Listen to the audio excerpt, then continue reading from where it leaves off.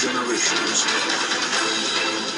There's more to the riddle. We'll reveal a mystery 20 centuries in the making. Who wants to go down the creepy tunnel inside the tomb first?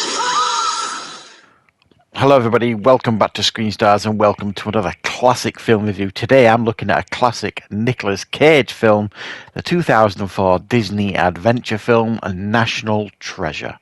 The film is directed by John Turteltaub and it stars, of course, Nicolas Cage. We have Diane Kruger, Justin Bartha, Sean Bean, Jon Voight and Harvey Keitel. Right. Cage plays a treasure hunter called Benjamin Franklin Gates. His family has been linked to some legendary Templar treasure that is linked to the Declaration of Independence. Cage believes that there is a clue hidden on the back of the Declaration of Independence that will lead him to the treasure.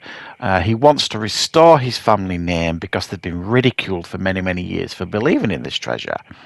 However, he is up against Sean Bean and his crew, a bunch of mercenaries that are after this treasure for their own needs. And Nicolas Cage realizes that the only way to protect the Declaration of Independence, for a start, is to steal it himself.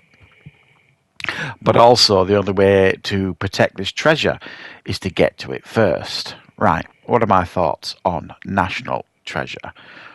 Well, this was a big hit at the time for Nicolas Cage. I think this is one of the biggest hits of his career, if I'm right. If my facts are right on that one. And rightfully so. This is a very, very entertaining treasure hunting film. You know, the kind of which you don't get very often anymore. What kind of re-inspired me to go back and watch this film was I've just watched The Fountain of Youth with John Krasinski, and while I thought that was certainly fun, watchable and harmless, you know, it reminded me of the National Treasure films. Now, I'm a big fan of Nicolas Cage, and if you follow my channel and content, you know that. I'm a really big fan of his movies. I find them very entertaining for the most part, and I think he's a really fantastic actor, Nicolas Cage, and his dedicating to the art of acting is commendable. So while I love many, many films in his filmography, the National Treasure films, because he did two of these, are films that I've always kind of enjoyed, I suppose, but I've never really kind of gone, what's your favourite Nicolas Cage film? National Treasure has never popped in my head. Because, well, I mean, to be fair, there's so many Nicolas Cage films to choose from. But after rewatching it, I found this immensely entertaining.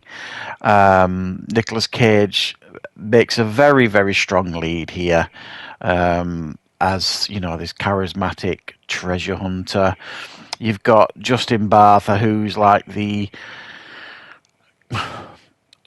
I'm reluctant to say comedy sidekick because he isn't. I mean, he does come out with some, you know, funny stuff here and there, but he doesn't feel like he's just put there to be the comedy sidekick. He actually does feel like he's got a bit of a purpose here. We've got Diane Kruger as Abigail Chase, who is the love interest for Cage, but also she is the person who's in charge of protecting the Declaration of Independence. So when Cage steals that, she ain't letting him out of her sight, basically, so she's along for the ride as well. And then we've got Sean Bean playing a baddie, you know, playing to cast, and this is one of the few films where he doesn't actually die. But, yeah, he can play these roles very, very well, Sean Bean. He's been doing it for a long, long time in his career, and he makes for a pretty fun adversary for Nicolas Cage and his crew. Essentially, Nicolas Cage is, generally speaking, throughout the film, one step ahead of Sean Bean and his mercenaries, and that's because initially Sean Bean's character is actually employing Nicolas Cage's Benjamin Gates to try and get to this treasure, and then when Nicolas Cage realizes this is not a good person, you know, very early on in the film, they go their separate ways. And Cage is usually one step ahead because he's smarter than Sean Bean's character and the rest of those mercenaries. So the mercenaries are always kind of playing catch up, but then they're always, one or two steps behind and never far away, which kind of makes for some exciting sequences, chase sequences, and that kind of stuff. Now, this essentially is a family film. It's one of those family films that Disney used to make that, wasn't a sequel or a Marvel film or a Star Wars film or a franchise film.